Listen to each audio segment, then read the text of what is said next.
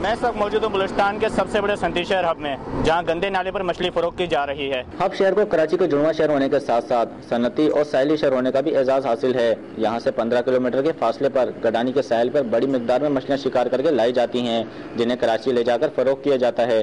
Hub میں مقامی سطح پر مچھلی کی خرید و فروخت کے لیے نہ تو کوئی مچھلی مارکیٹ قائم ہے اور نہ ہی کوئی تحصیل کونسل، ضلعی حکومت یا صوبائی حکومت کی جانب سے کسی بھی قسم کے اقدامات عمل میں لائے گئے ہیں۔ کئی لاکھ آبادی والے اس شہر کے باسیوں کے لیے مچھلی فروش شہر کے وسط سے گزرنے والی آسوڈی شارہ کے کنارے گندے نالے پر اپنے چھاپے رکھ کر مچھلی فروخت کر رہے ہیں۔ ذیشان کمبو، دنیا نیوز، ہب لسبیلا۔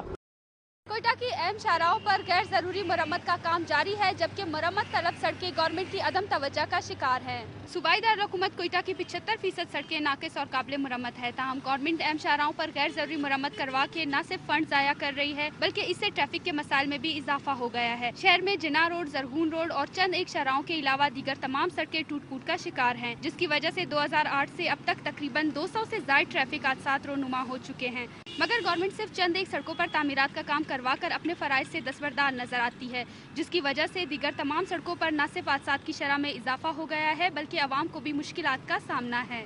شہر میں دیگر سڑکوں کی تعمیر سے نہ صرف حادثات کی شرح میں کمی کی جا سکتی ہے بلکہ ٹریفک کے مسائل کو بھی حل کیا جا سکتا ہے۔ کیمرامین سلمان فیصل کے ساتھ سیما کول، دنیا نیوز، کوئٹہ۔ کسی بھی معاشرے کی علم دوستی کا اندازہ اس کے شہر میں لائبریریوں کی موجودگی سے لگایا جا سکتا ہے، لیکن بدقسمتی سے کوئٹہ شہر میں صرف ایک صوبائی لائبریری ہے جو خستہ حالی کا شکار ہے۔ اس کے علاوہ اس لائبریری میں معیاری کتب کا فقدان اور فرنیچر کی بھی کمی ہے، جس کی وجہ سے طلباء زمین پر بیٹھ کر مطالعہ کرنے پر مجبور ہیں۔ کم جگہ اور مناسب سہولیات نہ ہونے کے باعث علم کے متلاشی افراد نے اس لائبریری کا رخ کرنا چھوڑ دیا ہے، جبکہ دوسری جانب شہر میں موجود صادق شہید اور بلوچی اکیڈمی کی لائبریریاں بھی اپنی بے بسی اور حکام اعلیٰ کی بے اسی پر خود نوح کنا ہیں۔ وسائل کی کمی کے باعث ان لائبریریوں میں نئے کتابیں تو دور کی بات، ان میں تو بعض اوقات اخبارات تک میسر نہیں ہوتی، جس کی وجہ سے غریب اور متوسط طبقے سے تعلق رکھنے والے افراد ان لائبریریوں سے صحیح طرح سے مستفید نہیں ہو رہے ہیں۔ کیمرامین شہزاد خان کے ساتھ افضل بلوچ، دنیا نیوز، کوئٹہ۔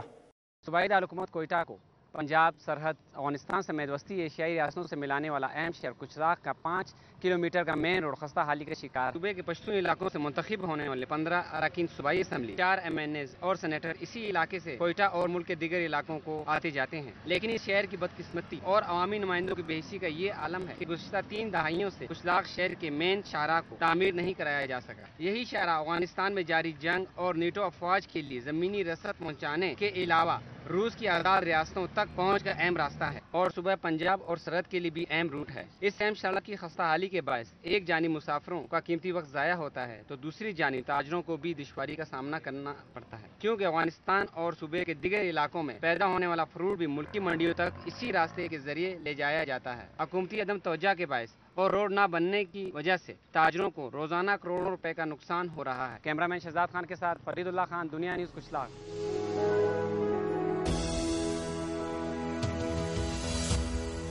بلوچستان کی دنیا کے بعد اب بات ہوگی پنجاب کی دنیا کی، جہاں آپ دیکھیں گے سیالکوٹ کے امدادی کیمپ کا احوال، شیخو پورہ کے پہلوان، کمالیہ کا وائلڈ لائف۔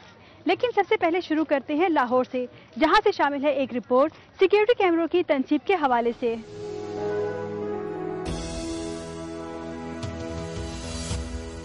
لاہور میں دہشت گردی کے حالیہ واقعات کے بعد جہاں سیکیورٹی ہائی الرٹ کی گئی ہے، وہی کلوز سرکٹ کیمروں کی فروخت میں بھی اضافہ ہوا ہے۔ خودکش حملوں کے بعد پولیس کی طرف سے تمام اہم عمارتوں کے اندر اور باہر کلوز سرکٹ کیمرے نصب کیے گئے ہیں، جبکہ تمام مارکیٹوں کے دکانداروں اور پرائیویٹ بلڈنگوں کے مالکان کو بھی پابند کیا گیا کہ وہ کلوز سرکٹ کیمرے نصب کرائیں۔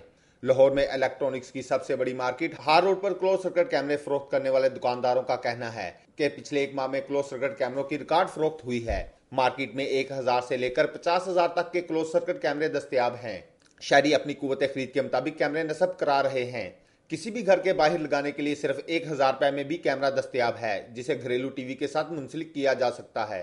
پولیس افسران کا کہنا ہے کہ حال ہی میں ریسکیو 15 پر ہونے والے خودکش حملے کی CCTV فوٹیج کی مدد سے تفتیش میں کافی آسانی ہوئی، جبکہ اس سے قبل سری لنکن ٹیم پر حملہ اور FIA بلڈنگ میں ہونے والے دھماکے کی کلوز سرکٹ TV فوٹیج سے بھی اہم سراغ ملے تھے۔ پولیس حکام کی طرف سے تمام SHOs کو سختی سے ہدایات جاری کی گئی ہیں کہ وہ اپنے اپنے علاقوں میں کلوز سرکٹ کیمروں کی تنصیب کو یقینی بنائیں۔